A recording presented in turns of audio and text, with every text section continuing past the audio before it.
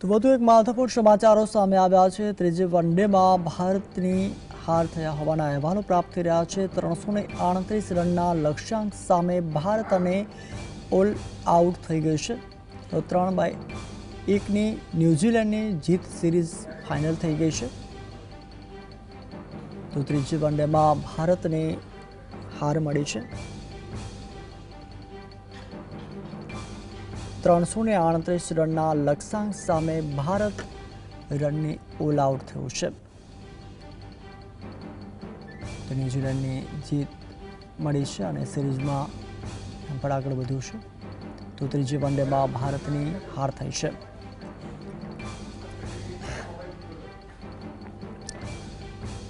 તો મહત્વપૂર્ણ સમાચારો સામે આવી રહ્યા છે। 338 રનના લક્ષ્યાંક સામે ભારત અને ઓલ આઉટ થયું છે અને ન્યૂઝીલેન્ડને ફરી એકવાર જીત મળી છે।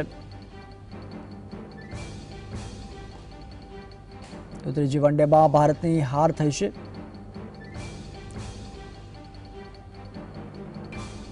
.338 રનના લક્ષ્યાંક સામે ભારત અને રને ઓલ આઉટ થયું છે।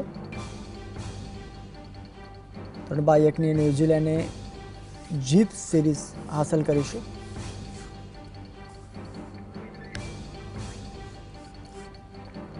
તો વધુ જાણકારી માટે અમારા સંવાદદાતા રવિ આહિર ફોન લાઈન પર જોડાયા છે। રવિ, જલ્દી રીતે 338 રનના લક્ષ્યાંક સામે ભારત ઓલ આઉટ થયું છે, વધુ અપડેટ જણાવશો?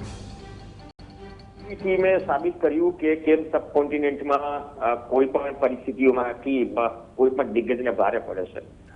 ઇન્ડિયન ટીમનો વ્હાઇટ વોશ કર્યા પછી વન ડે ક્રિકેટ જે રીતે રમ્યું છે, પહેલી ગેમ હાર્યા પછી હેડ્સ ઓફ કેવી ટીમ માટે, કેમ કે ક્રિકેટમાં જેનો દિવસ હોય એ જીતે। પણ ઇન્ડિયન ટીમ માટે ડ્રોબેક એ કે વિરાટ કોહલીની એક એન્ડથી શાનદાર ફાઇટબેક વાળી ઇનિંગ, કદાચ છેલ્લી 5 ઓવરમાં ગેમ પલટી, 3-4 ઓવરમાં 4 કે 5 વિકેટ પડી, એના કારણે ઇન્ડિયન ટીમ હારી। બટ ઓફકોર્સ હર્ષિત રાણા, વિરાટ કોહલીની શાનદાર ફાઇટબેક વાળી ઇનિંગ, પણ બહુ લાંબા સમય પછી એક રન ચેઝમાં વિરાટ કોહલી ટીમને નજીક અપાવી શક્યા। પણ જે ઇનિંગ હતી એ કાબિલે તારીફ હતી અને એન્ડ ઓફ ધ ડે 2-1થી ન્યૂઝીલેન્ડ ટીમે સિરીઝ જીતી છે અને ઇન્ડિયન ટીમ માટે ફરીથી એ વિચારવાની જરૂર છે કે ક્યાં પાછળ છૂટ્યા અને ક્યાં ખૂટ્યું। હવે ઇન્ડિયન ટીમ T20 સિરીઝની તૈયારીઓ પર છે। આભાર પ્રવીણ, સમગ્ર માહિતી આપવા બદલ।